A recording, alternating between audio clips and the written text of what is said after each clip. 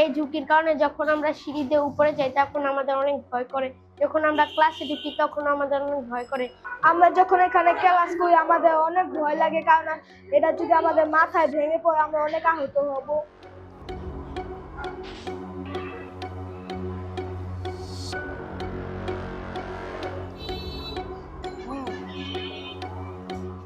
যেই পরিমাণ স্কুলে ফাটা, এই পরিমাণে অনেক রিস্ক তুলে আমরা পোলাপানের দায়িত্ব নিয়ে বহুত কিছু আমরা করি, কিন্তু আমরা ভয়ে ভয়ে থাকি কী হয় না হয়।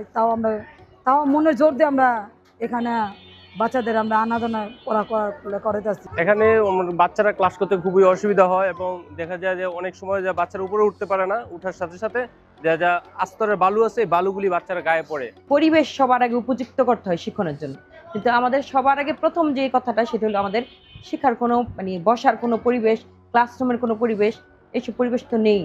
এলাকাবাসী সবারই ইচ্ছা ছেলেরা লেখাপড়া করুক, তাতে কোনো দুঃখ না, কিন্তু আমাদের তো মন্দিরের অনুষ্ঠান হলে আমাদের সমস্যা হয়ে যায়। বাচ্চারা যে পড়াই রেগুলার স্কুলে দিতে ভয় পাই যে কোন সময় কি একটা দুর্ঘটনা ঘটে।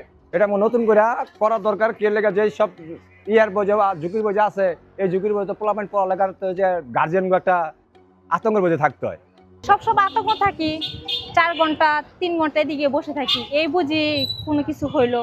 শঙ্কিত বোধ করি, কারণ নিজেদের জন্য যতটা না করি তার চেয়ে বেশি করি আমাদের শিক্ষার্থীদের জন্য, যে ওদের যেন কোনো ক্ষতি না হয়ে যায়।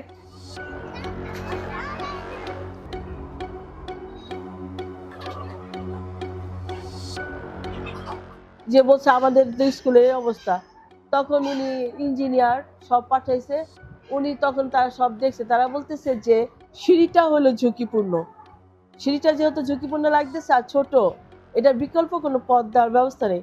তো ওনারা কি করলো, আমাদের দোতলার 2টা রুম অফ করে দিল, যে 2টা রুমে আমরা ক্লাস করতাম, আমাদের নিচতলায় ক্লাস করার জন্য আর বিকল্প পাঠের জন্য আমাদেরকে ব্যবস্থা করার জন্য আমার জেলা প্রাথমিক শিক্ষা অফিসারকে অর্ডার করলো। তো আমাদের জেলা শিক্ষা অফিসার আমাদেরকে নিয়ে কথা বললো, আমাদের ম্যানেজিং কমিটিকে ব্যবস্থা করার জন্য অনুরোধ করলো। তো আমরা কমিটির সাহায্য নিলাম, কমিটির সাহায্য নিয়ে আমরা, যেহেতু আশেপাশে কেউ আমাদের এত টাকা নেই যে আসলে আমরা ভাড়া নিয়ে করব, তো আমরা মন্দিরের হেল্প চাইলাম। যেহেতু উপরে বন্ধ করে দিছে, ওদের নিরাপত্তার জন্য আমরা মন্দিরে 2টা কক্ষে ক্লাস নিই। আমরা যে পর্যন্ত এই বিল্ডিংটা আমরা না শেষ হবে, নতুন ভবন পাওয়ার পর শেষ না হবে, আলহামদুলিল্লাহ আমাদের মন্দির কর্তৃপক্ষ আমাদেরকে হেল্প করবে।